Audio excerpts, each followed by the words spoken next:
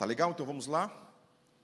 Lição de número 2, gratidão a Deus pela igreja. Nessa lição de hoje, nós vamos tratar do versículo 2 até o versículo 9 do primeiro capítulo da carta de Paulo aos Coríntios.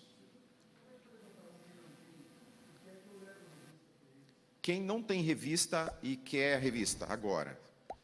Se alguém que não tiver, o pastor Gustavo vai trazer para vocês. Acho que todo mundo tem, né? Então vamos lá. Nós vamos tratar hoje sobre os versículos 2 a 9 da primeira carta de Paulo aos Coríntios. Vai ser uma jornada muito interessante porque, apesar de ser uma carta que já está escrita há mais de 2000 anos, a gente vai conseguir identificar muitas particularidades da igreja e como esse assunto é pertinente e atual. De repente você em algum momento vai falar assim, nossa, mas isso aqui acontece na minha igreja, nossa, mas isso aqui acontece na igreja da minha mãe, do meu parente, do meu amigo, porque os problemas eclesiásticos são cíclicos, porque as pessoas são as mesmas, o ser humano é um ser humano desde que o mundo é mundo, então a gente não tem uma grande variação. É lógico que o ano que a gente vive, o século que a gente vive, tem outras implicações, né? A gente vive problemas políticos que não existiam da mesma intensidade nas igrejas de Paulo. A gente vive problemas sociológicos, sociais, que não existiam na igreja de Paulo. Mas, no que concerne à natureza humana, é a mesma e não há muita diferença de lá para cá. Então, antes da gente entrar especificamente nos versículos, a sua revista vai trazer uma revisão breve dos problemas que aconteciam na igreja de Corinto. Então, a gente tem ali no próximo slide, ali, o autor da revista, ele aponta para nós alguns problemas que aconteciam na igreja de Corinto. E a gente vai, pastor Gustavo já passou um overview desses problemas, a gente vai dar uma outra mencionada, não vamos entrar profundamente, porque cada um vai ter o seu tempo específico. Mas vamos conhecer alguns pequenos problemas que aconteciam naquela igreja. O primeiro problema é o problema da divisão, que está lá no capítulo 3 da carta de Paulo aos Romanos. Mas também ele vai ser citado no próprio capítulo 1, tá? Capítulo 1, versículo 11, a gente vai ter a informação de uma divisão que acontecia na igreja por conta de preferências. Alguns irmãos diziam, eu sou do time de Paulo, eu sou do time de Apolo, eu sou do time de Cefas, que era o Pedro, e eu sou do time de Cristo. Então a gente tinha a igreja do Senhor dividida, aquela expressão local da igreja do Senhor, que era a cidade de Corinto, dividida entre si. Os irmãos que deveriam unir-se com o propósito de celebrar ao Senhor, estavam ali divididos por uma questão de gosto pessoal. Uns preferiam Paulo, aqueles que eram os gentílicos preferiam Paulo, aqueles que eram os mais envolvidos na filosofia preferiam Apolo, porque o Apolo falava melhor, era um cara mais eloquente. Tinha aqueles que eram os oriundos da igreja de Jerusalém, os judaicos, que preferiam Pedro, e tinham aqueles ainda que entendiam ser mais espirituais que os demais. Falavam, não, eu não sou de ninguém, eu sou de Cristo. Talvez você já tenha ouvido essa expressão em algum lugar. Mas eu não sou de fulano, nem de ciclano, nem de beltrano. Eu sou do time Jesus. Então nós temos aí Paulo, você lembra na semana passada que o pastor Gustavo mencionou isso? Paulo, ele inicia essa carta dizendo que ele é um apóstolo de Cristo. Ele está reafirmando a sua apostolicidade para pessoas que não tinham apreço por ele. Ou seja, nós tínhamos ali no mínimo 3/4 da igreja de Corinto que não reconheciam Paulo como um líder, como um pastor ou como um apóstolo. E Paulo estava se referindo a estes homens. O segundo problema que nós temos é o problema da sexualidade. Lá no capítulo 5, versículos 1 e 2, ele diz assim, por toda parte se ouve que há imoralidade entre vocês, imoralidade que não ocorre nem entre os pagãos, ao ponto de um de vocês possuir a mulher de seu pai. E não para aí. Ele prossegue dizendo assim, e vocês estão orgulhosos disso, não deviam, porém, estar cheios de tristeza e expulsar da comunhão quem faz isso? Então nós temos que a cidade, daqui a pouco a gente vai falar novamente sobre isso, mas a cidade de Corinto era uma cidade propícia a todo tipo de deturpação sexual. E a igreja de Deus que estava em Corinto também sofria todas essas influências malignas. E dentro da própria igreja, a conduta e a moral sexual era tão deturpada, que tinha uma família que era composta de um homem e o seu filho que compartilhavam a mesma esposa. Então Paulo está dizendo, olha o que acontece na igreja de vocês. Vocês deveriam ter vergonha disso, mas vocês se orgulham. E que tipo de orgulho era esse? Era um orgulho de se sentir na vanguarda. Nós somos modernos. A gente não se apega a esse tipo de restrição social. A gente não tem esse tipo de problema. Mas a gente vai entender daqui a pouco a razão pela qual isso fazia parte da vida dessa própria igreja. O terceiro problema que nós temos ali é o problema do divórcio, é uma dívida, uma dúvida acerca do divórcio. É óbvio que em uma comunidade tão prostituída, em que o sexo é tão banalizado, as relações e a estabilidade das relações familiares também seria muito desestabilizada. Então, os irmãos escrevem para Paulo, tirando dúvidas e questionando acerca do divórcio. E o texto diz assim, capítulo 7, versículos 10 a 13. Aos casados dou este mandamento, não eu, mas o Senhor, que a esposa não se separe do seu marido. Mas, se o fizer, que permaneça sem se casar, ou então reconcilie-se com seu marido. E o marido não se divorcie de sua mulher. Aos outros eu mesmo digo, não o Senhor. Se um irmão tem mulher descrente e ela se dispõe a viver com ele, não se divorcie dela. E se uma mulher tem marido descrente e ele se dispõe a viver com ela, não se divorcie dele. Nós vamos ter um tópico específico sobre isso, uma aula futura específica sobre isso, mas por enquanto é importante a gente lembrar que os relacionamentos conjugais não tinham estabilidade nenhuma. O marido abandonava a mulher abandonava o marido, por qualquer que fosse a razão. Em especial quando se tratava dos cristãos, que diziam assim, a minha mulher não é crente, eu vou deixar ela. A mulher falava, meu marido não é crente, eu vou deixar ele. Então, Paulo está orientando acerca da ética conjugal com relação à fé. Outro problema que nós tínhamos era o problema da comunhão. Lá no capítulo 11, versículos 17 e depois versículos 20 a 22, nós temos uma narrativa da ceia, de como a ceia do Senhor acontecia na igreja de Corinto. Os irmãos que tinham uma condição financeira maior não esperavam pelos outros irmãos que eram os mais pobres, ou seja, quando se formava a mesa da ceia, os irmãos comiam, bebiam, embriagavam-se na igreja e desprezavam a existência dos outros. E Paulo vai demonstrar para esses irmãos que o símbolo da ceia é muito maior do que o que eles fazem naquela ceia. O símbolo da ceia é a comunhão, é o partir do pão entre os irmãos, que ao comer toda a comida e beber todo o vinho sem esperar uns pelos outros, eles não estavam demonstrando a comunhão do Senhor. Então, um outro problema sério da igreja de Corinto era o problema da ausência de comunhão. Nós vamos para o quinto problema, que era a ordem do culto. A igreja de Corinto é uma das poucas igrejas que nós temos narrado, talvez a única igreja narrada por Paulo, que tenha sido construída, tenha sido plantada por Paulo, que Deus havia dotado com a capacidade tão intensa. Era uma igreja que tinha praticamente todos os dons que a gente encontra em todas as listas de dons no Novo Testamento. Mas a gente observa que tão somente a concessão de dons, ou a existência de dons na igreja, não é o suficiente para que seja uma igreja abençoada. Eles tinham todos os dons da igreja, mas eles tinham divisões na igreja, eles tinham uma sexualidade deturpada, eles tinham problema com os relacionamentos, com o divórcio, eles não tinham comunhão, e durante o culto, durante a celebração do culto, era desorganizado, porque todo mundo queria fazer tudo ao mesmo tempo. Você observa que, lógico, nós estamos falando de uma igreja que estava no primeiro século, a primeira igreja de Corinto, uma igreja que estava caminhando na fé, uma igreja que, quando Paulo escreveu essa carta, uma igreja que tinha menos de 10 anos de existência. Hoje nós temos uma liturgia muito mais aprofundada. Você observa que, se você vai na igreja batista de Foz do Iguaçu, a liturgia vai ser muito parecida com a igreja batista de Londrina, a igreja batista de Maringá.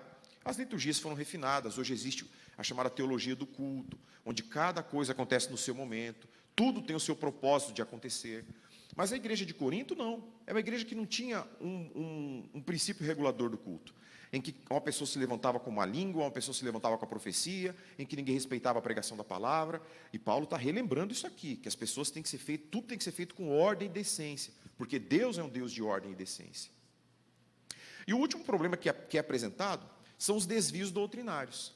É uma igreja que tinha todos os dons, é uma igreja que tinha sido plantada pelo apóstolo Paulo, talvez o homem que tenha a maior expressividade no aspecto de plantação de igrejas e de doutrina das Escrituras, mas é uma igreja que tinha os seus desvios doutrinários. Então nós temos lá no capítulo 15, versículos 12 a 14, Paulo dizendo assim, ora, se está sendo pregado que Cristo ressuscitou dentre os mortos, como alguns de vocês estão dizendo que não existe ressurreição dos mortos? Se não há ressurreição dos mortos, se nem Cristo ressuscitou, e se Cristo não ressuscitou, é inútil a nossa pregação, como também é inútil a fé que vocês têm. Paulo estava relembrando princípios básicos, um tipo de dúvida que não deveria mais existir no coração daquela igreja. Eles não poderiam mais imaginar que não existe a ressurreição dos mortos, porque essa é a base da fé cristã. Então Paulo está retomando e relembrando esses irmãos princípios fundamentais. A gente vai lembrar em outro texto que Paulo fala assim, olha, eu não falei a vocês como a maduros, porque vocês não são maduros, vocês precisavam do leite da fé. Mas, ainda hoje, vocês continuam sendo imaturos. Ou seja, 10 anos depois que eu estive com vocês, vocês continuam sendo imaturos, porque entre vocês ainda há divisão, ainda tem gente que tem preferência, ainda tem gente que tem uma panela intransponível, tem gente que gosta de fulano e não gosta de ciclano, ainda tem problema com sexualidade. Gente, vocês estão tendo problema com sexualidade, não pode. Problema com divórcio, onde já se viu cristãos com mais de 10 anos na fé ter esse tipo de dúvidas com divórcio? Paulo está dizendo para a igreja de Corinto. Tinha um problema de comunhão. O Adonias chegava antes de mim na igreja. Na hora que eu chegava para fazer a ceia, o Adonias tinha comido tudo. E além de ter comido tudo, o Adonias estava bêbado ainda, pulando na piscina. Era o que estava acontecendo. Eles não tinham ordem no culto, as pessoas faziam o que queriam. Então, Paulo está iniciando a sua carta, escrevendo e narrando e apresentando para nós quais são esses problemas. Mas como é que Paulo descobriu isso? De onde que veio? Vou lembrar a vocês algo que a gente lembra desde o começo, quando a gente fala de cartas. As cartas, seja de Paulo, seja de Pedro, seja de Tiago, são respostas a problemas que aconteciam. A carta não foi escrita quando Paulo acordou num belo dia e falou assim, eu vou escrever uma carta para Corinto, e começou a escrever essas cartas. Não, existiam problemas na igreja, esses problemas chegaram até Paulo, e Paulo respondeu a esses problemas. Mesmo sabendo que 3/4 da igreja não reconhecia a apostolicidade de Paulo nem a sua autoridade. Ele respondeu a toda a igreja. E como é que Paulo ficou sabendo desses problemas da igreja? Nós temos lá no capítulo 1, versículo 11, a primeira informação. A família de Cloe, que a gente não tem certeza se é homem ou se é mulher, levou até Paulo esses problemas. Uma das fontes de informação é essa. Ele ficou sabendo através da família de Cloe, os problemas que aconteciam na igreja. E a segunda fonte de informação está lá no capítulo 7, que é uma carta escrita pelos irmãos Estéfanas, Fortunato e Acaico, onde eles vão questionar justamente a questão do divórcio. Como deveria ser administrado o divórcio na igreja, haja vista que tanto a moralidade sexual quanto os princípios familiares estavam totalmente destruídos.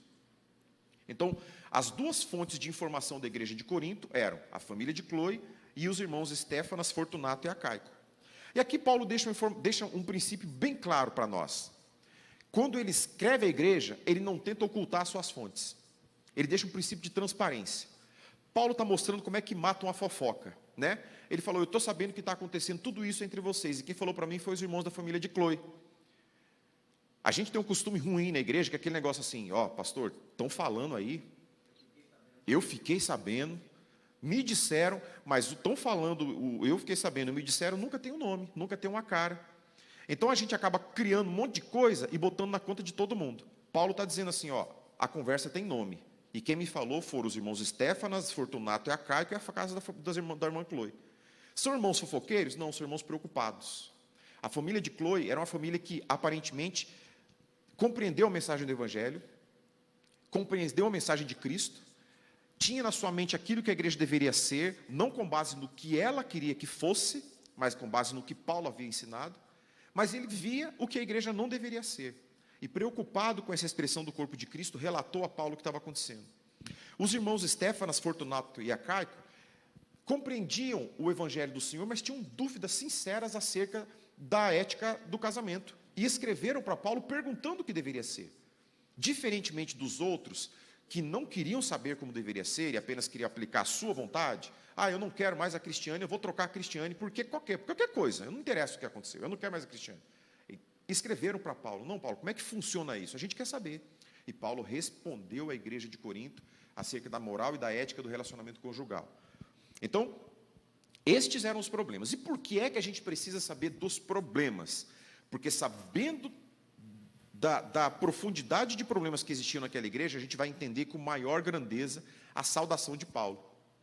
Quando Paulo escreveu a saudação, que está no nosso próximo slide, versículos 1 a 3, a gente observa que Paulo tinha um carinho muito especial pelaquela igreja que ele havia plantado na sua segunda viagem missionária. Ele plantou aquela igreja, ele permaneceu com os irmãos, ele elegeu líderes para aquela igreja. Depois que ele entendeu que aquela igreja tinha condições de caminhar, ele prosseguiu a sua viagem. Então, Paulo tinha um respeito, um carinho, um amor por aquela igreja. Mas, ao mesmo tempo, Paulo conhecia todos os problemas daquela igreja. E olha só a forma como Paulo se refere àquela igreja. Paulo, chamado para ser apóstolo de Jesus Cristo pela vontade de Deus, e o irmão Sóstenes, a igreja de Deus que está em Corinto. aos santificados em Cristo Jesus e chamados para serem santos com todos os que, em toda parte, invocam o nome do nosso Senhor Jesus Cristo, Senhor deles e nosso. A vocês, graça e paz da parte de Deus, nosso Pai, e do nosso Senhor Jesus Cristo. Paulo, sabendo que a igreja sofria com divisão, sofria com sexualidade, sofria com problema de divórcio, sofria com problemas de ausência de comunhão, sofria com problemas doutrinários, ainda assim ele diz: a igreja de Deus que está em Corinto, aos santificados em Cristo Jesus e chamados para serem santos, com todos aqueles que em toda parte invocam o nome do Senhor Jesus. Mesmo diante de toda essa dificuldade, Paulo não desconsiderou que aquela era uma parte do corpo de Cristo. E a gente tem uma facilidade muito grande de julgar com muita rapidez aqueles que não são expressão do corpo de Cristo. Então aí nós avançamos para o conteúdo da revista, pela divisão de tópicos, e nós temos aqui uma parte da igreja que Paulo saúda, que é o ponto primeiro da sua revista. Primeiro, Paulo vai dizer que essa é uma igreja de Deus. É a primeira parte do versículo 2. A igreja de Deus. Primeiro, Paulo está apontando para aquelas pessoas que aquela instituição que se reunia não era propriedade de ninguém. Era uma igreja de Deus. E nós temos este tipo de problema nos dias de hoje. Nós temos muitas pessoas que invocam para si o direito de serem donos de igrejas. E em outro tempo, eu conversava com meu sogro, e ele contava algum tipo de problema de uma igreja que ele conhecia. Aí eu falava, mas sogro, que igreja é essa? Ah, é a igreja do pastor fulano. E quando ele falou pastor fulano, ele não estava querendo dizer que é a igreja pastoreada pelo pastor fulano. A igreja era, de fato, do pastor fulano. Ele era o dono do templo, ele era o dono dos móveis, ele era o dono dos equipamentos. Porque tudo que acontecia na igreja, todas as ofertas da igreja, serviam para comprar as coisas, mas essas coisas eram todas de titularidade daquele pastor. Logo, ele era o dono da igreja. Por ser o dono da igreja, ele mandava na igreja. E naquela ocasião eu falei para o sogro, eu tenho a impressão, quando eu olho para as cartas de Paulo em especial, que aquela igreja que é de alguém não é de Deus. Porque a igreja de Deus não tem dono. A igreja de Deus não possui um proprietário. Esta igreja Batista Nacional de Foz do Iguaçu não é do pastor Gustavo. Essa igreja de Foz do Iguaçu é de Deus. É pastoreada pelo pastor Gustavo, mas é uma igreja de Deus. Todas as igrejas que são de Deus não possuem um dono visível, um dono humano.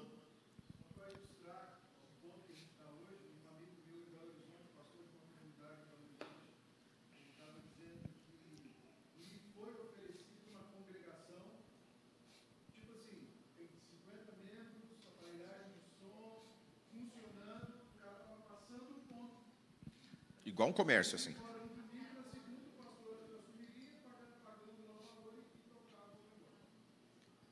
Pagava a luva e assumia o negócio. Esse é um princípio que nós vemos acontecendo hoje. A pessoa constrói uma igreja, aquela igreja dela, se tornou um negócio, e já uma frase que diz muito claramente isso: pequenas igrejas, grandes negócios. Porque tem gente que administra a igreja como se fosse um negócio próprio. Paulo está dizendo que essa igreja é de Deus. Essa igreja não é da família de Chloe, não é do irmão Fortunato, não é da família tal, é uma igreja de Deus. Logo, a gente tem que cumprir a vontade do dono da igreja, que é o Senhor Deus. A gente não tem que agradar a fulano nem a ciclano, a gente tem que buscar a vontade de Deus. E outro princípio importante que a gente extrai disso aqui, é que mesmo diante de todos aqueles problemas, mesmo diante de pessoas que reiteradamente viviam na prática daqueles pecados, Paulo não tira daquelas pessoas a característica de serem de Deus. Paulo ama aquelas pessoas e diz, diante de tudo isso, mesmo diante de todas essas distorções, essa igreja continua sendo de Deus. Aí você me pergunta assim, então está tudo liberado. Não, obviamente não. Tanto é que não está tudo liberado que Paulo escreve essa carta para corrigir essas distorções. Veja só, vocês são filhos de Deus, mas vocês precisam corrigir isso. Vocês precisam modificar a sua moral sexual, a sua compreensão de comunhão, a sua compreensão de igreja. Isso precisa ser consertado. É o contrário de uma famosa frase que diz, venha como você está e fique como você veio. A igreja de Cristo não é assim. Nós vivemos a nossa vida privada, lógico que se você é um cristão, a sua vida privada vai ser de acordo com a sua fé pública, professada em Cristo. Mas a pessoa, antes de adentrar um ambiente religioso, antes de se tornar um cristão, ela tem a sua forma de viver. E, via de regra, as pessoas não têm que ficar interferindo na vida das pessoas. Mas, a partir do momento que aquela pessoa adotou um padrão de fé, um Senhor como seu Deus, a sua vida tem que ser modificada de acordo com o Senhor. Ela não pode mais orbitar em torno de si mesma. Eu faço o meu corpo as minhas regras, a minha casa as minhas regras. Não. O seu corpo as regras de Deus, a sua casa as regras de Deus, a sua vida as regras de Deus. Porque agora você tem algo que você não tinha antes, que é um Deus. E é um Deus que não é um Deus morto, que está colado numa parede, que está em cima de um altar. É um Deus que está vendo o que você está fazendo, que está na sua casa, está dentro da sua mente, está no seu pensamento, sabe o que está no seu celular, sabe o que está no seu WhatsApp, sabe as curtidas que você dá, sabe as mensagens que você manda. Hoje nós temos um Deus. Então Paulo está dizendo para essa igreja que aquela é uma igreja de Deus e que mesmo diante daqueles pecados, aquelas pessoas ainda mereciam, ainda eram levadas ao arrependimento a partir da palavra do Senhor. Segundo ponto que ele nos diz, que a revista nos traz, é que era uma igreja em Corinto. O que Paulo está dizendo? Que a igreja de Deus, primeiramente, é uma igreja universal. Mas só repetindo, para não deixar dúvida, não é a igreja universal do reino de Deus, nem a mundial do poder de Deus, nem a internacional da graça de Deus, nem nenhuma dessas que tem esse nome super planetários, galácticos. Não que lá não existam salvos em Cristo. É exatamente isso que Paulo está dizendo. A igreja do Senhor está em todos os lugares. Nós temos salvos na Igreja Batista Nacional? Temos. Nós temos salvos na Universal do Reino de Deus? Temos. Nós temos salvos na Igreja Católica? Temos. Não quer dizer que a Igreja Católica é a igreja salva, que a Universal é a igreja salva. Não quer dizer isso. A Igreja de Deus está dispersa em meio a todas as placas. Mas ela tem a sua expressão local. É por isso que Paulo diz, a Igreja de Deus que está em Corinto. Essa parte da igreja de Deus que está na cidade de Corinto. E lembrando aquilo que o pastor Gustavo falou na aula passada, que eu introduzi há pouco, Corinto era uma grande cidade, uma cidade que tinha uma importância muito grande no ambiente grego, tanto comercial quanto cultural. A cidade de Corinto era uma cidade que tinha um templo da Afrodite, né? A gente lembra dessa deusa da fertilidade, da sexualidade. E no culto a Afrodite existiam mais de 1000 prostitutas cultuais. As prostitutas cultuais eram mulheres que permaneciam no templo, cada uma no seu turno, e os homens da cidade iriam até aquele templo oferecer o seu culto a Deus Afrodite. E como é que ela oferecia o culto? Praticando sexo com aquelas mulheres. Aqueles irmãos que hoje compunham a igreja de Corinto eram pessoas que viveram essa realidade. E que quando entraram na igreja de Corinto não conseguiram separar uma coisa da outra. Não conseguiram desvencilhar uma coisa da outra. É muito parecido com o que aconteceu no Brasil, com o que acontece em especial nas igrejas neopentecostais. As pessoas que vêm do candomblé, as pessoas que vêm do espiritismo, não, candomblé e espiritismo são coisas separadas, vamos firmar esse entendimento. As pessoas que vêm do candomblé, que entram para a igreja evangélica, uma igreja, se for uma igreja evangélica, de fato, isso vai mudar. Mas igrejas que carregam em si o título de evangélico, mas não carregam o evangelho em si, faz com que essas pessoas permaneçam com o seu entendimento candomblecista. Da mesma forma, só muda de rótulo. Se você já foi ou já assistiu um culto neopentecostal, você vai observar as mesmas práticas no culto que existiam no ambiente de candomblé. Nós éramos do candomblé, minha mãe, meu pai, minha irmã era mais novinha, né? Minha tia, nós vivíamos no ambiente de candomblé. Meu pai era de terreiro de candomblé. E nós vimos em igrejas evangélicas exatamente a mesma coisa que existia no candomblé, só mudava os nomes. Não tinha o cavalo, tinha o pastor, tinha o fulano de tal. Os mesmos giros, as pessoas rodando, com exatamente a mesma coisa. Era fechar o olho e lembrar do que a gente via lá atrás. Por quê? Porque o Brasil teve, nesse ambiente neopentecostal, ao invés de ter a coragem bíblica de expurgar aquilo que a Bíblia não fala, não, vamos adotar isso aqui para a gente. Não, eles gostam disso, então a gente vai fazer aqui igual para atraí-los. As pessoas vêm e as pessoas não deixam seus males. As pessoas não abandonam suas práticas. Tanto é que em cultos assim, 90% do culto é expulsão do demônio. Aqueles que não são farsa, aqueles que não são mentira, são de fato pessoas que não foram convertidas a Cristo, mas que trouxeram os seus costumes e que agora acham que estão cultuando a Deus, fazendo a mesma coisa que faziam lá fora. A igreja de Corinto era essa expressão brasileira de miscigenação religiosa que acontecia na cidade de Corinto. Os homens vinham para a igreja de Corinto com a sua mentalidade de culto lá de Afrodite e não abandonavam isso. Ele olhava para a mulher com a mesma objetificação sexual, ele tinha no seu relacionamento conjugal a mesma superficialidade. Por quê? Porque ele tinha o culto de Afrodite na sua mente. E aí era comum no meio dessa igreja a fornicação, que é o sexo antes do casamento, o adultério, que é o sexo com uma outra pessoa durante o casamento, e a prostituição, que é o sexo fora do casamento. Tudo isso era prática naquela igreja de Corinto, na cidade de Corinto e na igreja de Corinto. Tanto que criou-se um adjetivo, que era o corintianizar. Para mim é muito difícil esse adjetivo, porque eu sou corintiano, eu não sou coríntio, eu sou corintiano. E quando as pessoas falam, quando as pessoas encontravam o outro coríntio, aquele cara com aquela vida torta, falavam assim, esse aí é o coríntio. Esse é o coríntio. Mudou, claro que mudou, né? É responsável por aquele que cativas, né? Não, o lado verde não tem mundial, não. Então, pois é. Então, veja só, era uma característica daquela cidade que avançou para a igreja. As pessoas esperavam que quando alguém mudasse o seu panorama, o seu paradigma religioso, a sua vida também mudasse. Mas a vida daqueles coríntios não mudava, dos coríntios não mudava, permanecia mesmo. Eles mudavam de lugar de culto. Eu não cultuo mais na igreja de Afrodite, eu cultuo na igreja de Corinto, mas as práticas eram as mesmas. Havia uma nova concepção de divindade, mas a prática religiosa é a mesma. Bem exemplificado naquilo que a gente tratou agora, desse novo conceito de neopentecostalismo no Brasil. As práticas são as mesmas, mas mudou o objeto de culto, o Deus mudou. Não é mais aquele outro Deus, não é mais o orixá, agora é Jeová, mas a prática é a mesma. Então, a igreja de Corinto deveria ser uma resposta àquela sociedade decadente. A igreja de Corinto deveria resgatar aquela sociedade. A gente lembra que não apenas as pessoas foram imbuídas do pecado, foram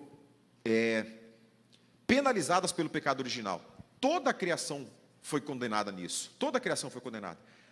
Isso inclui a nossa moral, isso inclui a nossa ética, isso inclui a nossa visão do belo, isso inclui a nossa visão artística. Você percebe que inclusive, a nossa concepção do que é bonito é tão diferente, é tão prejudicado? Para alguns, o que é o bonito? É um quadro bem pintado, é uma imagem do mar, é aquela coisa bem organizada, aquele desenho bonito, a gente acha aquilo belo. Para outros, uma pichação com um palavrão ou com um desenho erótico na parede é a arte. Por quê? Porque a nossa mente foi carregada de pecado juntamente com o nosso corpo. Então a nossa visão de mundo se deturpou. A nossa visão de mundo foi deturpada. Tem mulheres que acham bonito andar com a camiseta regata e com aquele sovacão cabeludo, né? Como se estivesse carregando um cachorrinho embaixo do braço. Para outras mulheres isso é ridículo, porque a nossa visão de mundo foi deturpada, junto com o pecado. Então, a igreja do Senhor de todos os tempos precisa ser uma resposta a isso. Nós, como Igreja Batista Nacional, precisamos ser uma resposta, uma influência para o mundo, para resgatar essa consciência de mundo, essa consciência do que é a salvação em Cristo. E uma vez que Cristo entra de fato na vida e começa a produzir mudança na vida das pessoas, tudo nós começa a mudar. A nossa mente começa a nossa visão de mundo começa a mudar. A nossa visão de belo começa a mudar. A nossa arte, tudo em nós começa a ser regenerado a partir do princípio de Cristo. Tudo começa a mudar. Não é só a mudança de Deus, não é só a mudança de divindade, não é só a mudança de lugar onde a gente vai cultuar. A nossa vida passa a mudar. Gostos que a gente tinha antes, a gente passa a não ter mais. Desejos que a gente tinha antes, a gente passa a não ter mais, ou a gente passa a ter com menor intensidade, se torna administrável. Tudo isso começa a mudar. E a igreja de Corinto deveria ser essa resposta. Então, a igreja de Deus em Corinto era uma resposta para aquelas necessidades. Você sabe que, só para exemplificar isso, você sabe que o que nós fazemos hoje, a escola bíblica dominical, ela é o resultado de algo que começou a acontecer lá em 1890, em Inglaterra, na cidade de Gloucester, onde um irmão chamado Robert Hikes, que ia para o seu culto todas as manhãs da sua igreja, ele passava na rua e ela via crianças brincando na rua. Crianças brincando, crianças cometendo pequenos furtos, crianças falando palavrão, xingando. Eram crianças que de segunda a sábado, elas trabalhavam 10 a 12 horas nas fábricas. E domingo era o dia livre que elas tinham. O que elas faziam? Iam vadiar. Começavam a brincar, começavam a cometer pequenos delitos, roubavam uma coisinha aqui. E esse irmão, ele teve a percepção que se aquelas crianças continuassem daquele jeito, em pouco tempo, elas seriam criminosas. E o índice de criminalidade já estava muito alto na Inglaterra. Então ele teve a ideia de utilizar um espaço da igreja que não era utilizado habitualmente naqueles dias para levar aquelas crianças e ensinar para elas o quê? ensinar para elas comportamento social, ensinar moral, ensinar ética, e nisso incluiu os princípios bíblicos. 12 anos depois do Robert Hikes iniciar esse processo que nós chamamos hoje de Escola Bíblica Dominical, as cadeias da cidade de Gloucester estavam vazias, porque aqueles meninos seriam os novos criminosos, e naquele momento ele encerrou aquele ciclo. Era a igreja do Senhor sendo uma influência naquela cidade, e esse é o objetivo da igreja do Senhor, ser influência. Eu ouvi essa semana um podcast de um pastor que desenvolveu um movimento, eu não vou falar obviamente o nome dele, mas que desenvolveu um tipo de movimento de células. É um tipo de célula. E ele é de uma cidade do norte do Brasil, é uma cidade que tem 120 mil habitantes, e ele diz que as pessoas que estão envolvidas no seu movimento de célula são em torno de 60 mil pessoas. Metade, em tese, metade da cidade faz parte da igreja daquele pastor, de alguma forma. Contudo, e esse movimento tem cerca de 10 anos, contudo, os índices de criminalidade, de violência e de pobreza da cidade não se alteraram nesse tempo. Aí nós perguntamos, cadê a influência da igreja? Sendo que metade da cidade faz parte da igreja. Será que apenas os outros 60 mil habitantes da cidade conseguem continuar cometendo a mesma quantidade de crimes, a mesma quantidade de violência, a mesma quantidade de pobreza? Obviamente é uma igreja que não tem o Evangelho de Cristo, que não tem a expressão do Evangelho de Cristo, que não tem essa renovação. Porque onde existe a igreja de Cristo, há transformação, inclusive social. Essa balela que a gente fica ouvindo de justiça social, de luta, de classe, isso é tudo questão humana para dividir pessoas. Porque onde o Evangelho de Cristo está, há o desenvolvimento. As pessoas que antes buscavam apenas ficar no boteco bebendo e não tinham perspectiva de vida, passam a olhar para o mundo de outra forma. Passam a entender que há um futuro, que ele tem filhos para criar, que ele precisa dar condições para aqueles filhos crescerem, assumem a responsabilidade, assumem a postura de vida diferente, e passam a viver de uma forma diferente. Isso é o que acontece onde o Evangelho de Cristo chega. Isso é o que a gente vê lá na história, antes da Reforma Protestante, o que João Calvino fez em Genebra, o que todos os homens, por onde passou o Evangelho de Cristo, e a realidade que a sociedade se transformou. Esse era o objetivo da igreja de Corinto, e isso que Paulo vai relembrar para esses irmãos ao longo do tempo. Ponto 3, ele diz assim, uma igreja de santificados em Cristo Jesus. Aí você fala, meu Deus do céu, mas os irmãos prostituíam-se, o irmão dividia a mulher com o pai, os irmãos se divorciavam por qualquer coisa, os irmãos não tinham comunhão, e Paulo está dizendo que eles são santificados em Cristo. O que ocorre, meus irmãos, aqui é que essa expressão santificado não quer dizer vida perfeita. E às vezes a gente confunde essa expressão. Que a gente entende que tanto o hagiaso, que é o santificado, quanto o hagios, que é o santo, é aquele parâmetro, a gente vai utilizar como parâmetro o que a Igreja Católica Apostólica Romana chama de santo, que é aquela pessoa que não caminha, levita, de tanta santidade que carrega em si. A Bíblia nunca tratou a expressão santo como isso, mas ele trata a expressão santo como aquele que é separado. O hagiaso, que é a expressão grega utilizada, é justamente separado. É esse copo que... um exemplo, né? É esse copo que eu utilizava para tomar cerveja, mas a partir do momento fala assim, não, eu não vou mais utilizar esse copo. Esse copo vai ser utilizado na igreja para eu tomar água na hora da pregação. Ele possui algum valor espiritual? Nenhum. Mas ele foi dedicado especificamente para essa finalidade. O exemplo disso é quando nós temos os elementos do tabernáculo lá no Antigo Testamento. Os utensílios do tabernáculo. Nós temos lá os garfos, as facas, nós temos os varões que passavam por dentro da arca, as argolas. Aquilo tinha sido santificado para aquela função, separado para aquela função. Se o sacerdote tirasse aquele talher de dentro do tabernáculo e levasse para comer o feijão dele em casa, ele estaria profanando aquele elemento. Não porque ele tinha algum elemento, um valor espiritual, mas porque ele tinha sido separado, ou seja, santificado para aquela função. Nós tivemos, eu lembro, na época que eu comecei a tocar aqui na igreja, muito tempo atrás, nós tivemos um problema que um contrabaixo nosso estragou e nós teríamos um grande culto aqui, um encontro de outras igrejas. E aí, o que eu fiz? Eu fui e peguei um contrabaixo de um primo meu, para a gente tocar aqui. E esse meu primo, ele tocava na banda de rock. Então, o contrabaixo dele tinha um monte de figura de caveira, aqueles negócios. Quando eu trouxe para a igreja, que os irmãos viram aquilo, eu me arrependi, assim, até hoje eu me arrependo, porque era melhor que eu não tivesse trazido, porque eu virei o cara, o satanista, olha que coisa do diabo, é como se aquele... Isso foi tão colocado, tão profundamente na minha cabeça, que quando acabou o culto, eu levei esse contrabaixo para casa, para devolver para o meu primo no dia seguinte, e eu coloquei ele embaixo da cama. E um irmão que tocava comigo aqui na igreja foi dormir na minha casa. E a gente estava com isso tão na cabeça, que aquilo era do diabo, que aquilo era de Satanás, tinha sido consagrado a Satanás, que a gente ficou com medo daquele negócio, daquele contrabaixo, levantar de madrugada e fazer alguma coisa com a gente. Tanto que eu acho que minha mãe, até de madrugada, minha mãe foi no quarto e tirou o contrabaixo do quarto, a gente conseguiu dormir. Porque aquilo tinha sido plantado na nossa cabeça de um jeito, que é aquela coisa do diabo e essa coisa de Deus. Mas isso, irmão, é a falta de maturidade, de compreensão da letra das Escrituras. Porque esse separado que ele está falando não tem valor santo. Se esse copo serve para servir água para o pastor Gustavo na hora do culto e chegar alguém endemoniado na igreja, não adianta você dar o copo para ele que o demônio não vai sair. Não tem valor de santidade, não tem valor espiritual nisso. É um elemento que pode ser consagrado para uma atividade específica, mas que não carrega em si nenhum tipo de poder.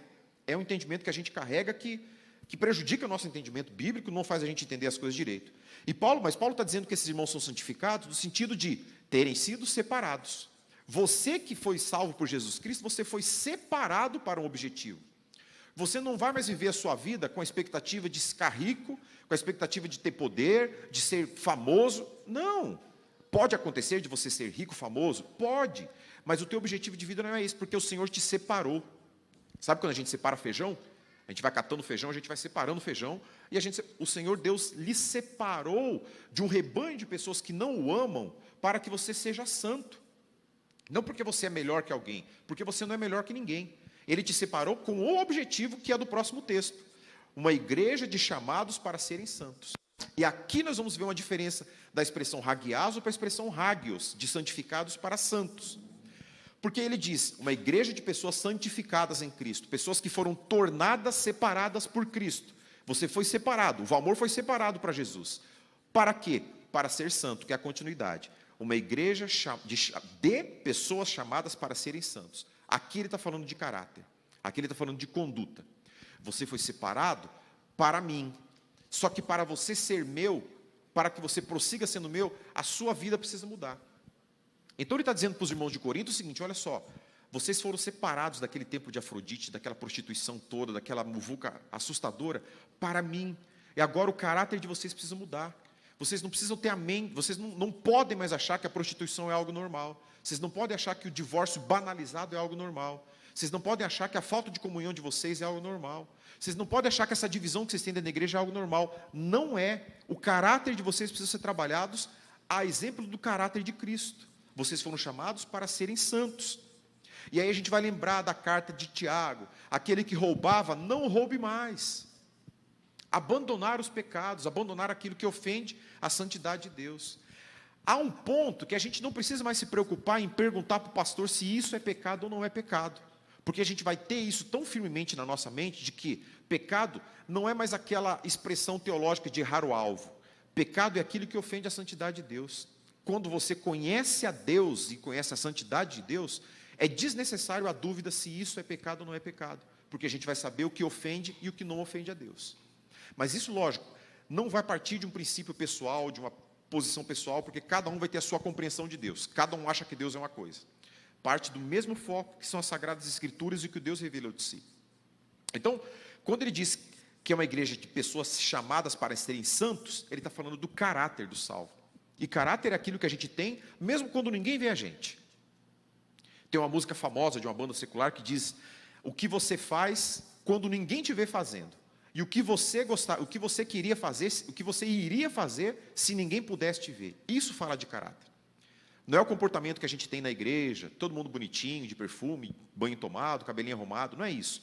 É aquilo que a gente faz quando ninguém está vendo a gente. É aquilo que a gente faz quando a gente está com o celular sozinho no quarto, no banheiro. É aquilo que a gente faz quando a gente está com o dinheiro dos outros no bolso. É aquilo que a gente faz quando a esposa não está perto. Isso trata de caráter. E Paulo está falando sobre isso quando ele trata de chamados para serem santos.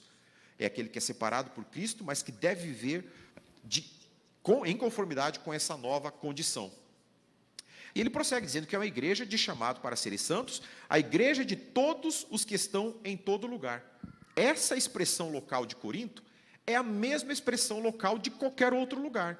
Porque a igreja de Cristo, sendo universal e tendo um Senhor, como nós vimos no primeiro ponto, tendo um Deus, ela é a mesma. Ela deve se portar da mesma forma, porque ela deve ter o mesmo pensamento. Ela deve ter o mesmo princípio de fé. essa é a expectativa, que essa igreja está em todo lugar. E o texto diz assim: com todos os que em toda parte invocam o nome do nosso Senhor Jesus Cristo, Senhor deles e nosso. Se a igreja de Cristo em Foz do Iguaçu, em Santa Terezinha, em Matelândia, no Rio de Janeiro, na Bahia, tem o mesmo Senhor, tem a mesma regra de fé, tem a mesma escritura, ela deve viver da mesma forma, ela deve caminhar da mesma forma. Mas aí nós entramos no segundo problema, que é o problema das interpretações, e aí vai as fontes humanas de interpretação, é o que prejudica o entendimento das escrituras. E aí nós vamos para a saudação. Então Paulo já falou que a igreja de Corinto é uma igreja de Deus, é uma igreja que está em Corinto, é uma expressão da igreja de Deus em Corinto, é uma igreja de santificados em Jesus, é uma igreja de chamados para serem santos, e a igreja que está em todo lugar, e agora ele vai saudar essa igreja. E aí você vai observar que a saudação de Paulo à igreja de Corinto é a mesma ou muito similar à que Paulo escreveu aos Romanos, escreveu aos Tessalonicenses, aos Gálatas, aos Filipenses, aos Efésios. É o mesmo padrão de saudação de Paulo. Então ele diz assim: a vocês graça e paz da parte de Deus, nosso Pai, e do nosso Senhor Jesus Cristo. Então ele está utilizando duas expressões que já são muito conhecidas, não vou ficar muito tempo nelas, que é a expressão graça, que é a expressão caris, né, ou charis, ou raris, que é a expressão que fala do quê? Daquilo que nós recebemos gratuitamente de Deus. E Paulo lembra isso para os nossos irmãos, e é importante a gente lembrar isso sempre. Por quê? Porque nós somos tentados a acreditar que nós fizemos alguma coisa para merecer. Nós somos levados a acreditar nisso. De que nós, de alguma forma, contribuímos para que isso acontecesse. Eu comentei com o pastor Gustavo, com o José e com o Adão essa semana. Nesse mesmo podcast que eu vi desse pastor, ele falando... eu acho que o nome da mensagem que ele mencionou era... Como você lembra, Gustavo? Eu acho que você não foi chamado à toa, você não foi escolhido à toa, era uma coisa assim. Eu pensei, poxa, um tema desse deve ser interessante. Aí ele começou a discorrer o tema. E nesse discorrer do tema, ele vai citar a pessoa de Moisés. Que Deus escolheu Moisés e tal, e tal, e tal. E bonito essa expressão, né? Até o momento que ele fala assim: mas, porém, todavia, contudo, Deus não escolheu Moisés à toa. Moisés atraiu a atenção de Deus para si. Ele viu algo em Moisés que não tinha nas outras pessoas. Isso é muito parecido com aquela discussão de Gênesis 1 e 2, o que está entre os dois versículos, que não é nada, mas que as pessoas constroem. A Bíblia não mostra para nós que Deus viu nada em Moisés, absolutamente nada. Do contrário, ele era um assassino. Não tinha algo de valor nele, não tinha algo de valor em Abraão, não tinha algo de valor em José, não tinha algo de valor em nenhum desses homens. O valor que eles adquiriram foi o valor que Deus atribuiu a eles. E Paulo está dizendo assim: graça de Deus a vocês. Vocês são aquilo que vocês não deveriam ser. Vocês têm aquilo que vocês não deveriam ter. Vocês alcançaram aquilo que vocês jamais alcançariam se não fosse dado gratuitamente por Deus através de Jesus. O que vocês têm é graça. Tudo o que vocês têm é graça. Mas há um outro aspecto dessa expressão graça que a gente precisa lembrar também. Ele fala de bondade, de beneficência do nosso Senhor Jesus. Ele fala daquilo que dá alegria, aquilo que dá deleite, prazer, doçura, amabilidade. São esses aspectos que Deus entrega para nós gratuitamente. Deus é bondoso contigo, é amável contigo, é gracioso contigo. Mesmo sem você fazer nada para Ele. Deus já foi generoso contigo ao te tirar de um lugar onde você estava, sem mesmo você saber quem Deus era. Deus se revelou a você enquanto você ainda era um pecador, é o que o texto nos diz. Ele nos amou enquanto nós ainda estávamos mortos nos nossos delitos e pecados. Nós éramos mortos e Deus nos amou. Deus amou cadáveres e trouxe esses cadáveres à vida. Então Paulo está lembrando isso a esses irmãos. Mas há um terceiro aspecto dessa expressão graça. É a condição espiritual de alguém governado pelo poder da graça divina. É a sua condição e a minha condição quando somos governados por Deus. Nós estamos vivendo em um ambiente de graça quando somos governados por Deus. Porque é Deus que não nos deixa cair, é Deus que não nos deixa morrer, é Deus que não nos deixa pecar, não é o nosso esforço pessoal. E a gente é tentado há mais de 2.000 anos a acreditar nisso. Você lembra o episódio onde Pedro e João curam aquele homem que não tinha, que pediu dinheiro a eles, e eles não tinham o que oferecer àquele homem, eles curaram aquele homem. E logo estava todo mundo dizendo que eles que tinham curado aqueles homens. Pedro reúne aquelas pessoas no templo e diz para eles: vocês estão dizendo que nós curamos essas pessoas, mas quem curou esse homem foi Deus que habita em nós. Nós não temos poder para fazer nada disso. Observa, o apóstolo Pedro disse isso para as pessoas, ele reconheceu que nada daquilo foi feito por ele. Nós temos o que hoje? Nós temos hoje pessoas que, no primeiro momento, fazem um belo de um teatro para dizer que curaram outras pessoas, para dizer que tem o dom da cura, que elas curaram e não atribuem nenhum tipo de glória a Deus. E nós temos, de outro lado, pessoas que efetivamente, através da sua vida, alcançam a cura para outros. Através da sua oração, pessoas são curadas, mas que não entregam essa glória para Deus. E, mais uma vez, atribuem a si esse poder de cura. O apóstolo Pedro disse nesse episódio, todo mundo aqui está dizendo que fui eu que curei, mas não fui eu que curei, porque eu não curo ninguém. Quem curou foi Deus. Então a gente tem as pessoas, a compreensão que já vem desde os dias do apóstolo Pedro, de devolver a Deus a glória que é dele. Então quando nós vemos essa outra expressão, da expressão graça, que é a condição de alguém que é governado pelo Espírito de Deus. Isso é graça. Ser governado por Deus não é ser manipulado por Ele, não é ser um fantoche dEle, não é ser um boneco de Deus, é ter a graça de Deus nos conduzindo em amor, nos conduzindo em graça. Tá? A segunda palavra que ele nos diz é a palavra paz, que embora ele tenha dito na tradução grega eirene, é a mesma tradução de shalom do Antigo Testamento, que tem duas grandes expressões. A primeira delas é a paz com Deus. Antes da morte de Jesus Cristo, nós não tínhamos relacionamento com Deus. Por quê? Porque nós vivemos um ambiente de guerra com Deus. Porque Deus não podia se relacionar conosco por causa do nosso pecado. E nós queríamos a morte de Deus. É isso que as pessoas que não têm Deus querem. Eles querem a morte de Deus. Quando a pessoa diz assim, Deus não existe, eu não creio em Deus, o que ela está desejando do fundo da sua alma é ter razão. E para ter razão, ela precisa matar esse ser que ela não acredita. Então, assim era a condição de todos nós antes de encontrarmos Cristo. E nós temos esse ambiente de guerra finalizado a partir da morte de Jesus, que estabilizou essa relação e nos deu paz com Deus. Hoje, quando Deus olha para nós não merecemos mais a morte, porque o sangue de Jesus está sobre nós. Logo, o Senhor nos deu valor de salvação para com o Senhor Deus. A morte de Jesus atribuiu em nós o seu sangue. Por isso, nós não temos mais esse ambiente de guerra com relação a Deus. Mas existe um segundo ambiente horizontal da palavra shalom. O primeiro ambiente é do restabelecimento da nossa paz com Deus, e o segundo ambiente é o estabelecimento da paz com os nossos irmãos. Nós lembramos de uma igreja que não tinha comunhão, e que além de não ter comunhão, tinha divisões. Então Paulo está falando que além da shalom, além da eirene ser o resultado da paz salvadora, é também o estado de tranquilidade. É um estado de ausência de guerra entre os irmãos. É um estado de ausência de conflito, de animosidade. É a capacidade que aqueles salvos por Cristo têm de viver em harmonia com os demais. Todo aquele que é salvo por Cristo, a salvação que está em mim é a mesma salvação que está no Adonias, que está no Pedro, que está no Adilson, que está no Célio. O mesmo Deus que habita em mim, habita neles. E é esse ser comum que habita em nós, que possibilita a gente ter paz uns com os outros. Aí você pergunta, mas por que tem tanto crente brigando?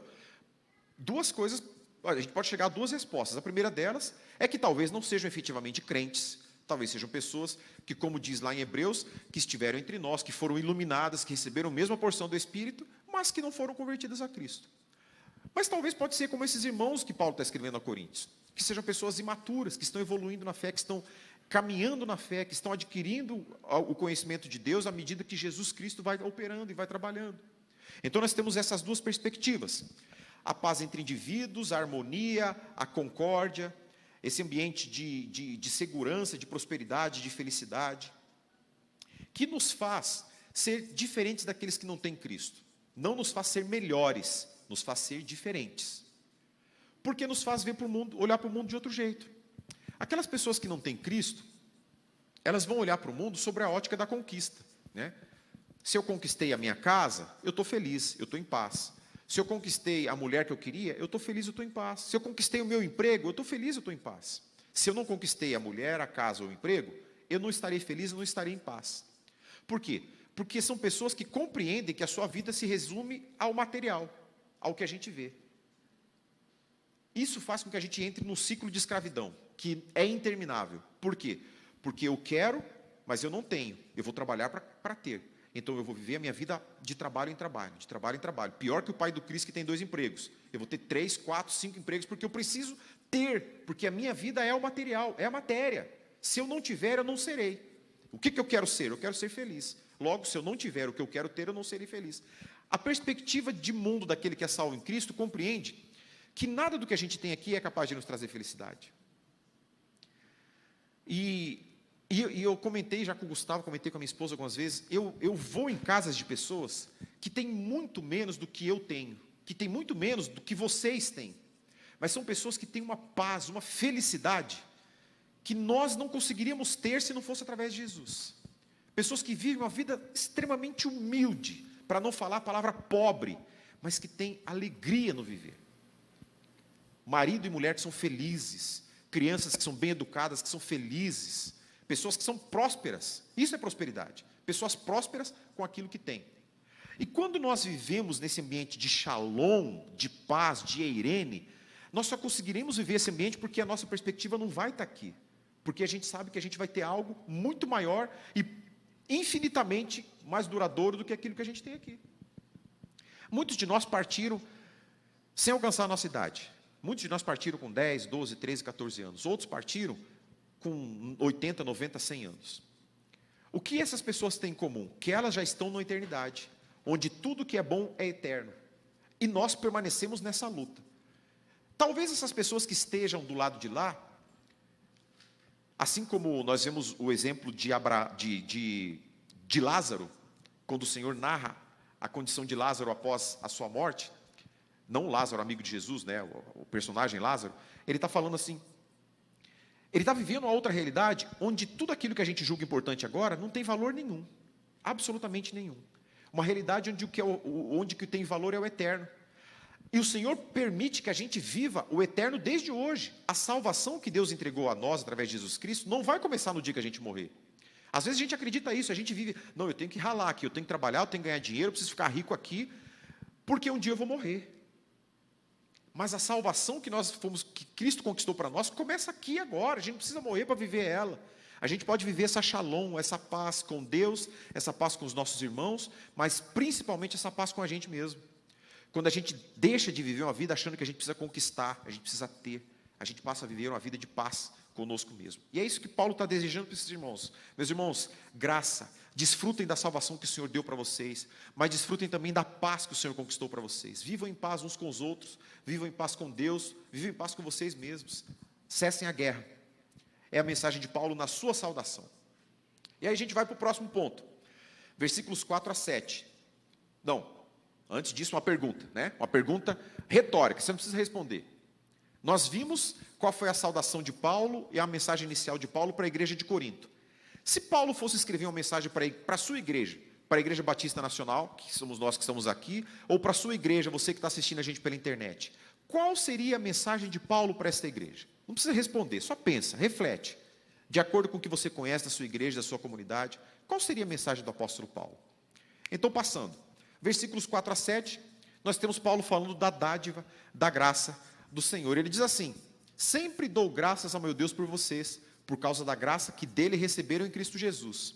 Pois nele vocês foram enriquecidos em tudo, isto é, em toda palavra e em todo conhecimento, porque o testemunho de Cristo foi confirmado entre vocês, de modo que não falta a vocês nenhum dom espiritual, enquanto vocês esperam que o nosso Senhor Jesus seja revelado.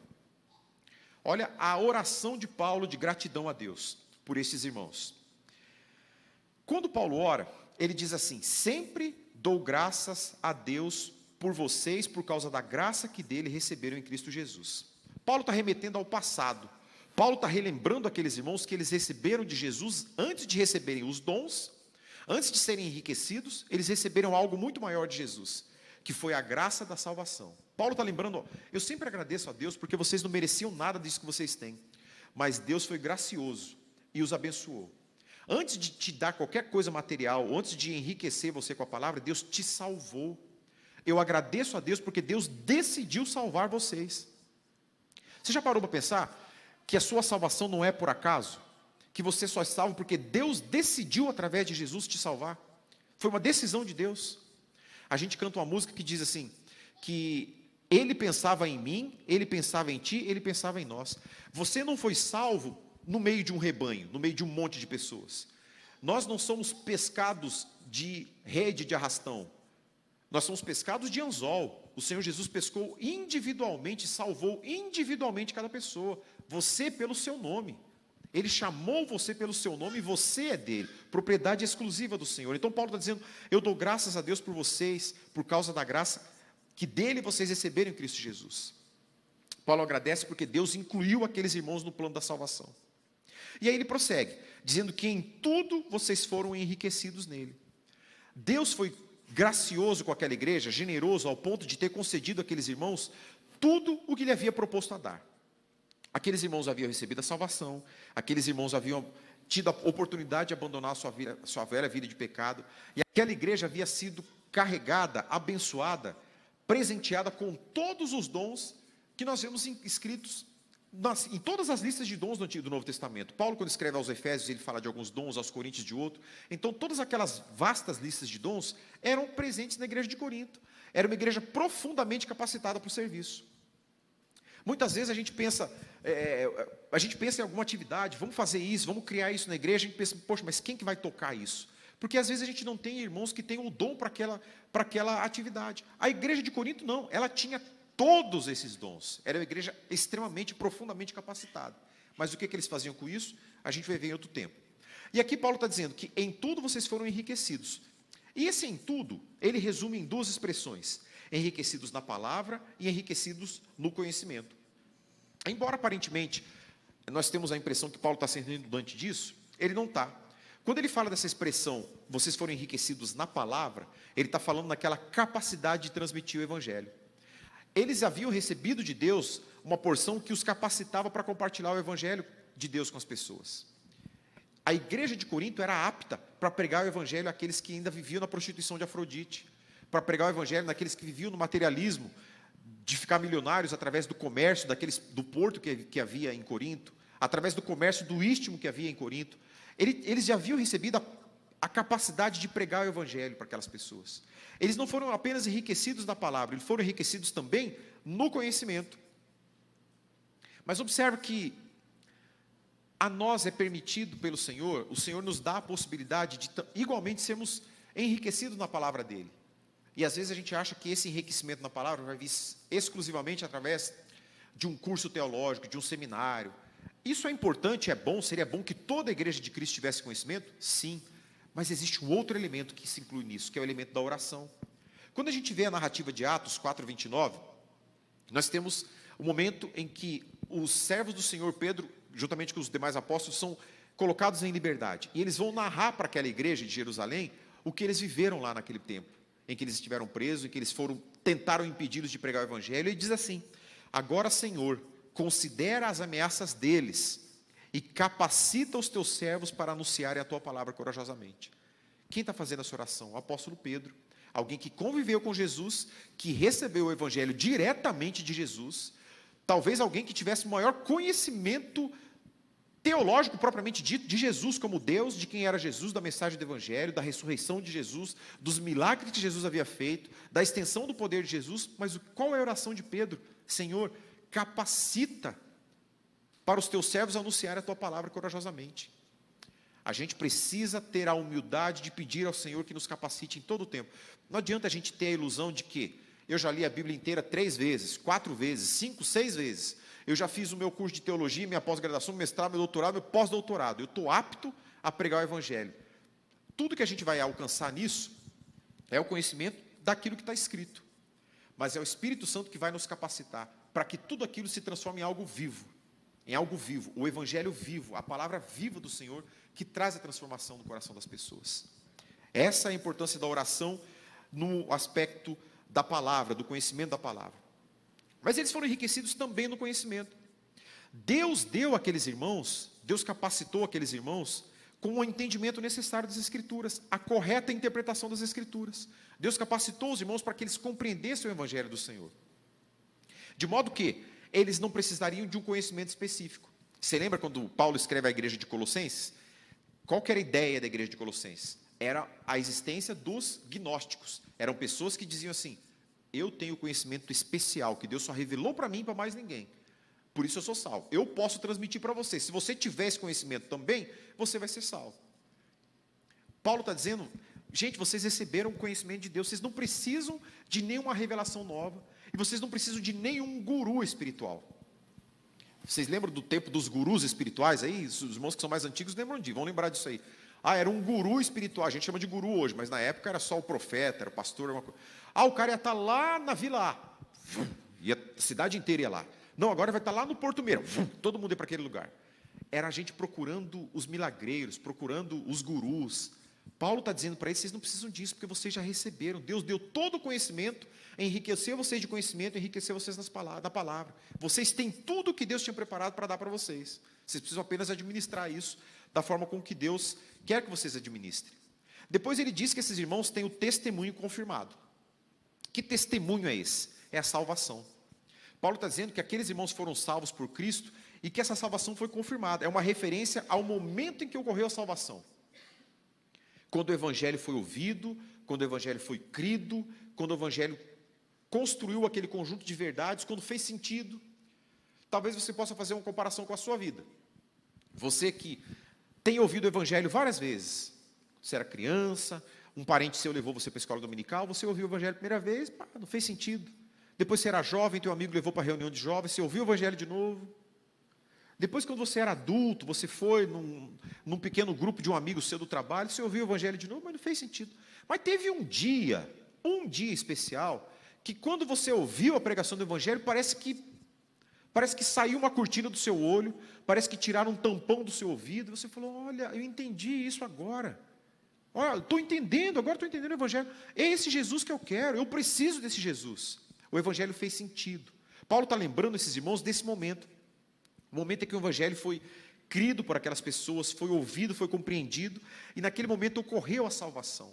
E a partir do momento que ocorreu essa salvação, as pessoas passaram a ser capacitadas. Essa é a confirmação do testemunho que Paulo está falando. Essa capacitação que o Senhor vai dando, esses dons que o Senhor vai concedendo, são concedidos àquelas pessoas que são salvas. Então, conforme aqueles irmãos foram salvos, eles foram sendo capacitados, enriquecidos na palavra, enriquecidos no conhecimento, recebendo dons espirituais. Essas são as confirmações que o Paulo está dando. E quais foram as confirmações? Capacitando por meio dos dons. Cada pessoa tinha o seu dom. Algumas pessoas tinham mais de um dom. Mas aquela igreja, como um grupo, como um conjunto de pessoas, possuíam todos os dons. Tá? Próximo, nós vamos para os versículos 8 e 9, que é o final desse bloco de textos, que nos diz assim, o sustento pela fidelidade de Deus. Alguém pode ler para nós o versículo 8 e 9?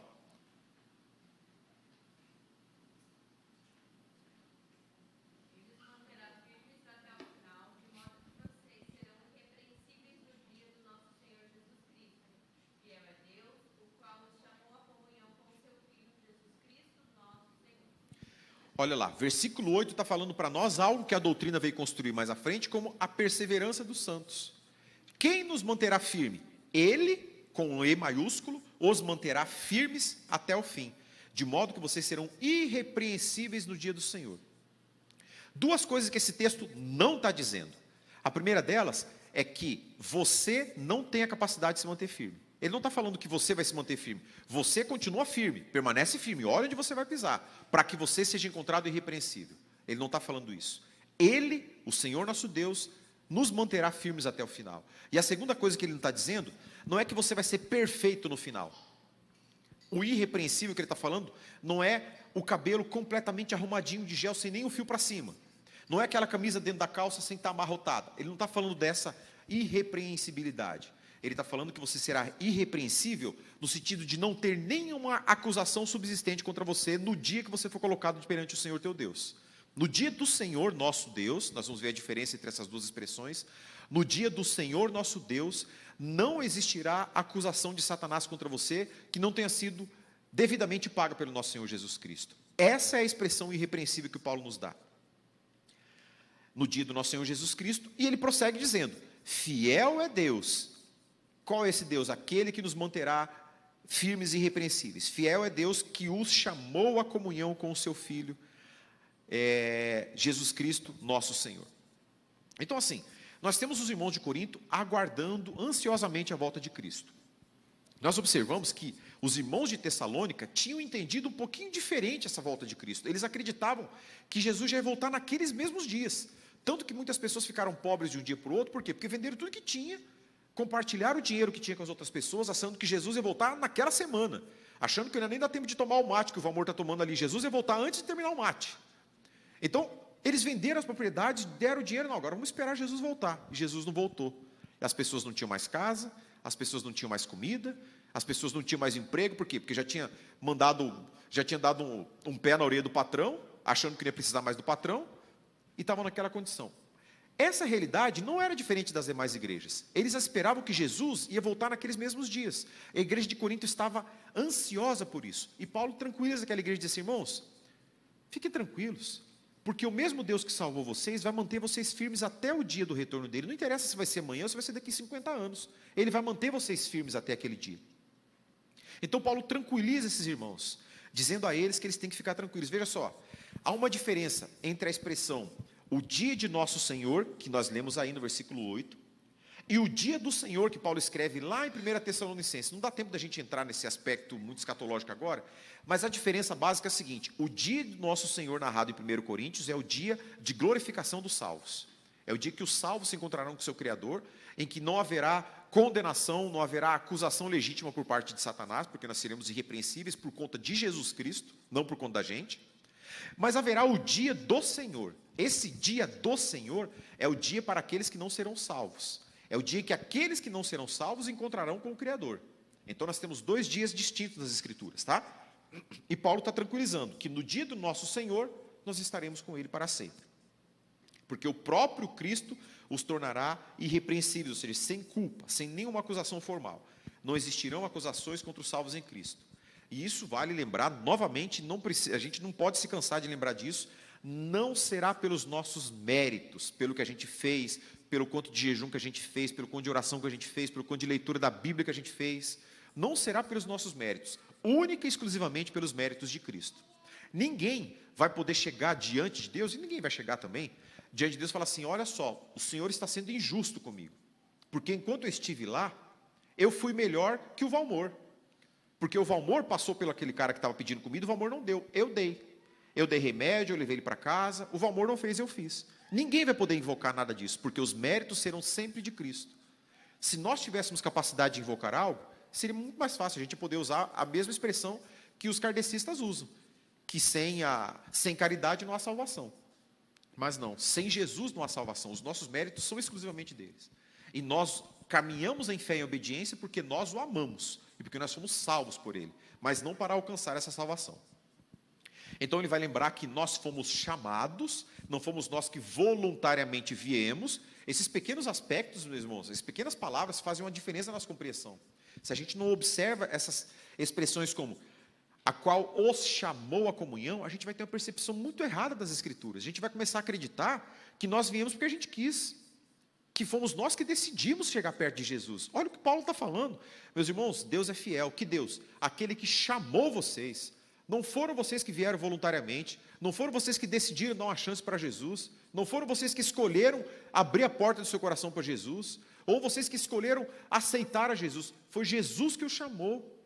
Fiel é aquele que os chamou para quê? Para a comunhão com o seu Filho. Foi Deus que trouxe a cada um de nós para termos comunhão com o seu Filho. Foi Deus que nos chamou através do Espírito Santo para sermos salvos e sermos amigos pelo Senhor Jesus Cristo, o nosso Senhor. Então, essa graça é a graça necessária para o cumprimento desse chamado.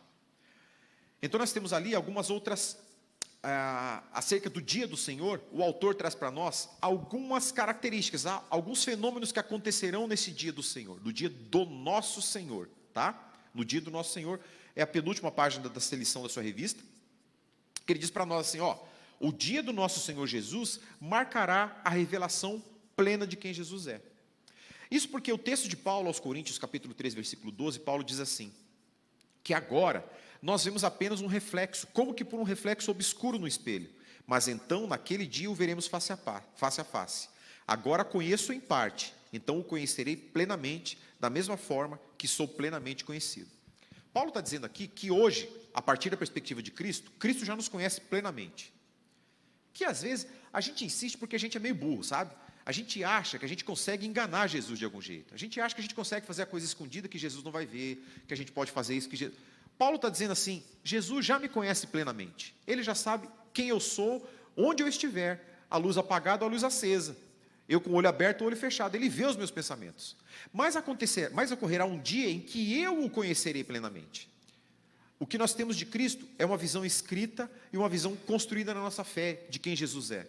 Mas no grande dia, ou no dia do nosso Senhor Jesus, nós o conheceremos plenamente, como Ele é, na sua integridade, na sua inteireza, na sua plenitude. É um dos fenômenos que acontecerá no dia do nosso Senhor Jesus. O outro é que neste dia será revelada o nosso serviço, a qualidade do serviço que cada um de nós prestamos ao Senhor. No dia do nosso Senhor Jesus Cristo será revelada efetivamente a qualidade do nosso serviço. Tanto eu quanto o pastor Gustavo já falamos aqui algumas vezes para vocês que daquele conceito às vezes meio mastigado, meio errôneo que a gente tem de adoração. Às vezes a gente acha que adorar ao Senhor quando a gente, é tocar, é cantar. A gente imagina que adorar ao Senhor é isso. O ministério de adoração vai cantar. A gente tem essa interpretação que foi erroneamente construída aí, historicamente, na nossa concepção evangélica. Adoração não é isso. Adoração é tudo aquilo que a gente faz para o Senhor. Se a gente está fazendo para o Senhor, é adoração. Dessa forma, é possível que, até mesmo essa aula que eu estou dando para vocês, o louvor que o Adão vai ministrar à noite, os irmãos que vão tocar, é possível que a gente esteja fazendo isso sem adorar o Senhor. Porque talvez a gente esteja fazendo isso para agradar vocês. Talvez a gente esteja fazendo isso para conseguir uma resposta emocional de vocês. Talvez a gente está fazendo isso para ganhar mais respeito, ou como a gente fala, para ganhar aquela moral com vocês. Talvez seja isso. O que Paulo está dizendo aqui, que naquele dia, no grande dia do Senhor, será tornado evidente a qualidade do nosso serviço, do serviço que nós prestamos a Ele. É muito possível que aquele irmão, aquela irmã que está na igreja voluntariamente, num dia de terça-feira, que não tem ninguém aqui, ele chega ali com a chavinha de fenda dele e fala assim: eu vou consertar aquele banco que eu percebi que estava estragado no domingo. Ele veio e consertou aquele banquinho ali, ninguém viu ele fazendo isso. É muito possível que esse irmão tenha adorado ao Senhor mais do que a gente que estava tocando no domingo à noite. Por quê? Ele não fez isso para mim, para você. Ele fez isso para adorar ao Senhor. Ele dedicou o seu tempo adorando ao Senhor fazendo isso. Então a adoração é muito mais do que o que a gente faz para as pessoas, é aquilo que a gente faz para Deus. Paulo está dizendo que naquele dia será revelada as intenções, será revelado a qualidade do nosso serviço. Ele diz isso lá no capítulo 3, 10 a 15. Conforme a graça de Deus que me foi concedida a eu como sábio construtor. Não, peraí. É isso mesmo. Como sábio construtor, lancei o alicerce e outro o está construindo sobre ele. Contudo, veja cada um como constrói, porque ninguém pode colocar outro alicerce além do que já está posto, que é Jesus Cristo. Se alguém constrói sobre esse alicerce, usando ouro, prata, pedras preciosas, madeira, feno, palha ou obra, a sua obra será mostrada, porque o dia trará a luz, pois será revelada pelo fogo, que provará a qualidade da obra de cada um. Se o que alguém construiu permanecer, este receberá recompensa. Se o que alguém construiu se queimar, este sofrerá prejuízo. Contudo, será salvo como alguém que escapa pelo fogo. Isso aqui em outro momento a gente trata esse último versículo. Mas o que Paulo está dizendo, que as nossas ações serão provadas com fogo. Se elas permanecerem, significa que nós seremos salvos com louvor à glória de Deus. Aqueles que não serão salvos como pegando fogo, assim, né? Passou correndo pela fogueira, conseguiu ser salvo, mas não foi salvo mas as suas obras não foram provadas pelo fogo. Entenderam? Essa é a grande diferença. Esse escape através do fogo é um ponto de grande discussão, que não dá nem tempo da gente passar. 3. Revelará as motivações do coração. Portanto, não julguem nada antes da hora devida. Esperem até que o Senhor venha. Ele trará à luz o que está oculto nas trevas e manifestará as intenções dos corações. Nessa ocasião, cada um receberá de Deus a sua aprovação. É muito temeroso, muito temerário, quando a gente tenta julgar as intenções das pessoas. Mas o fulano fez isso por causa daquilo. Ele fez isso por isso. É muito difícil a gente julgar isso. E a gente corre um grande risco de ser injusto nesse julgamento. O Senhor Jesus nos autoriza a julgar com base nos justos decretos de Deus. Mas a gente não consegue julgar as intenções das pessoas. Paulo está dizendo que no dia do nosso Senhor, Ele julgará as intenções. As intenções serão reveladas. Mas esse dia do Senhor, ele é antecipado para nós através da ceia. Olha que percepção legal dessa da ceia do Senhor, né? O ponto 4. O dia desfrutado através da ceia do Senhor, por antecipação. Cada vez que nós participamos da ceia, aquela ceia que os irmãos lá de Corinto não esperavam uns pelos outros, nós estamos vivendo por antecipação o nosso reencontro com Cristo. Não é memorial que a gente fala, que Paulo diz?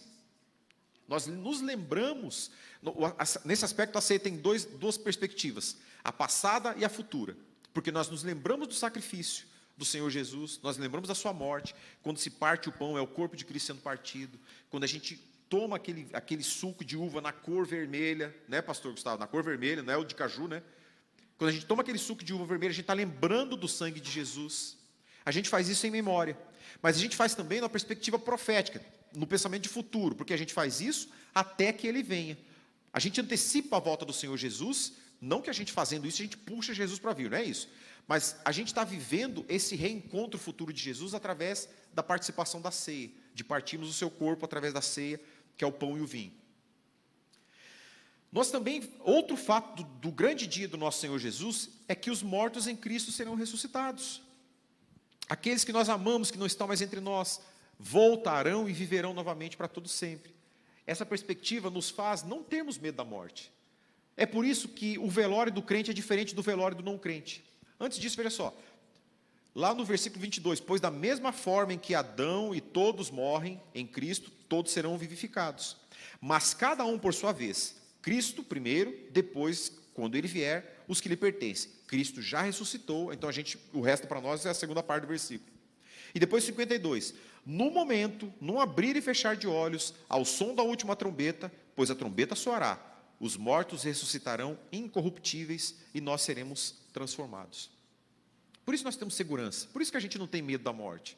É por isso que o crente olhou para o Covid diferente do não crente. É por isso que na peste negra, é por isso que na gripe espanhola, aqueles que mais morreram eram os cristãos. É por isso que na Covid, a profissão de pessoas que mais morreram não foram proporcionalmente, não foram os profissionais de saúde, foram os eclésios, foram os episcopais, foram os pastores, foram os que tratam de rebanhos da igreja. Por quê? Porque enquanto as pessoas estavam todas intocadas na sua casa, a exemplo da gripe espanhola, que os ricos saíram da cidade e foram para suas fazendas, os pastores estavam na casa das pessoas servindo ceia, ministrando ceia para as pessoas. Os pastores estavam visitando aqueles que, mesmo diante do Covid, estavam sofrendo. São a categoria profissional que proporcionalmente mais morreu durante esse episódio. Isso não é novo, não é da epidemia de Covid. No estudo rápido das epidemias passadas, você observar que, da mesma forma, os sacerdotes, os pastores, os padres, são os que mais morreram. Porque a gente lida com a morte de um jeito diferente.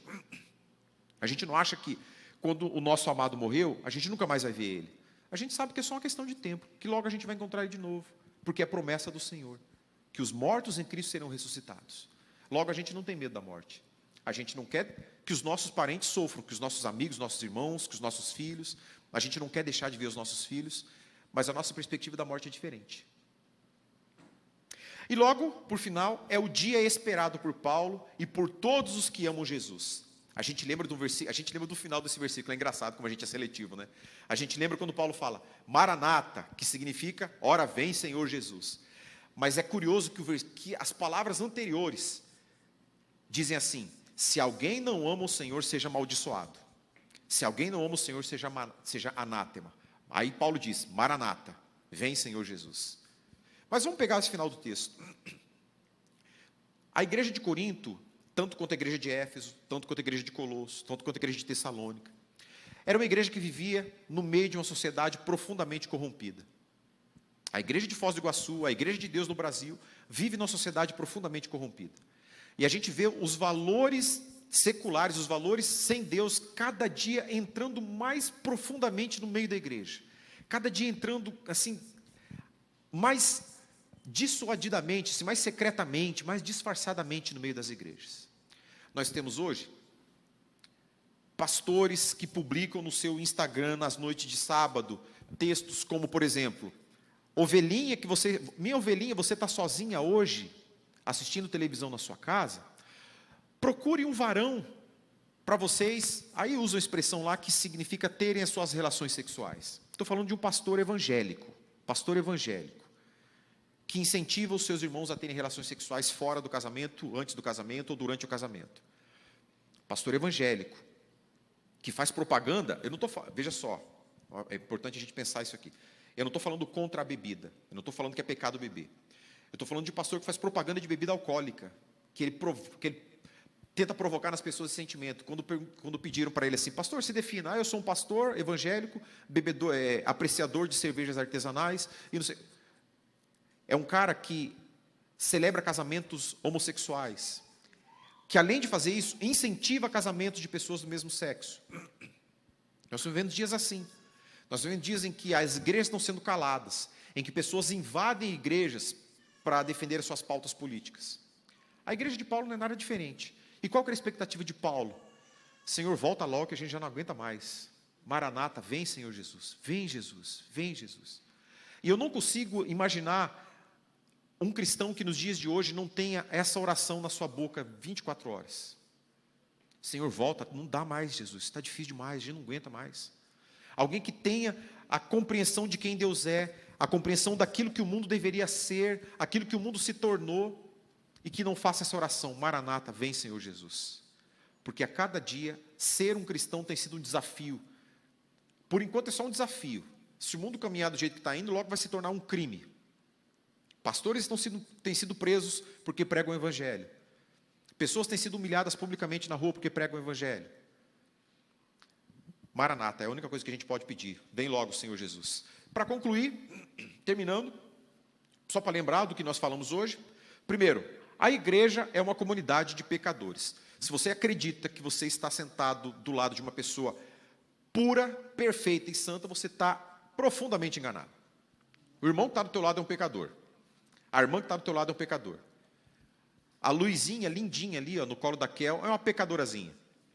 A minha filha Sofia é uma pecadorazinha. Nós somos pecadores. A gente precisa ter a compreensão que nós somos pecadores. E é importante ter essa compreensão. Por quê? Porque quando eu olho para o irmão, eu não vou mais julgar ele com o mesmo ferro que eu julgaria se eu achasse que eu sou santo. Se eu achasse que eu sou puro e perfeito. Eu vou olhar para Adonias e falar assim, Adonias é um pecador, mas eu também sou um pecador. Então eu tenho que aliviar a minha mão quando eu for pesar a minha mão sobre o meu irmão. Primeira coisa que nós devemos lembrar, uma comunidade de pecadores, porém, uma comunidade de cristãos salvos pelo nosso Senhor Jesus, justificados por Cristo, santificados por Cristo, separados pelo Senhor Jesus, para uma vida santa. Embora pecadores, somos separados para uma vida santa. Segundo, nós somos cristãos, mas ainda portadores da natureza carnal. E assim nós vamos carregar essa natureza até o dia que a gente encontrar com o nosso Senhor. E dali para frente, seremos livres dela. O nosso conceito de igreja mudará quando nós tirarmos o foco das pessoas e focarmos na obra que Deus realizou. Esse Deus ali está com a letra minúscula, não sei porquê, gente, não fui eu, acho que foi corretor. Esse corretor, sei lá o que, pecador. Que Deus realizou na vida deles.